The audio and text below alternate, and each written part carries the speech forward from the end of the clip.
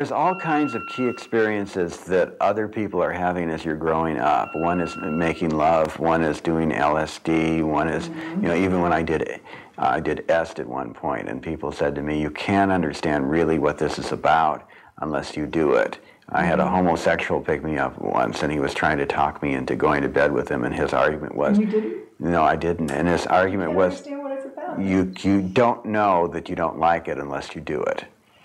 So in terms of cancer, I think there's this kind of separativeness between people who have it and people who don't, and a complete inability really to understand what something like this is like. I think part of the curiosity that I have, and I'm sure some people have who came to see this installation, is what is this experience about?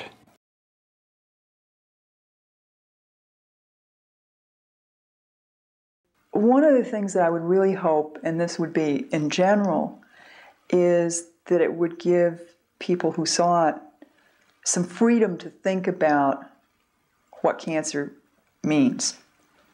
That it can be devastating, but it can also be a real opportunity to learn some things and to do some different things. See, one of the great pressures on people with cancer diagnoses is to quote-unquote get back to normal as soon as possible. Some of that is wearing wigs for women, some of that is wearing breast prostheses. There are all sorts of things, but I know that it's true for other cancer survivors. As soon as the treatment's over, then there's a lot of pressure to get back to normal. The thing that makes it hard to understand it as art is that we all work from a lot of us work from Wordsworth's definition of art. Actually, he used the word poetry, and it's been broadened, is emotion remembered in tranquility. Well, if you're in the midst of a situation where you're surviving with some sort of hideous disease, you don't have the distance to remember much of it in tranquility. So that the images that are coming up out of it are pretty raw. One of the things that I ran into doing some of it was the sense that what I was doing was reportage, and that the images that were coming up one way or the other were not things that I saw as evocative for someone else. They might be very evocative for me, and they might be for you because you were involved in it on a pretty much ongoing basis. But that if we set something out there, it might not be something that would do much for anybody else. And I think that may be one of the advantages of having the space to look back at it, is that then you can edit, you can trim away, you can let an image emerge in a different way.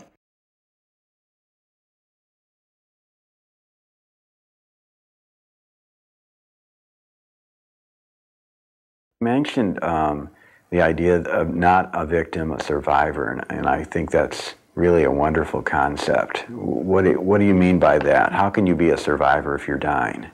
I'm not dying. And how do any you... more than you are. I mean, do you see yourself as dying at this moment?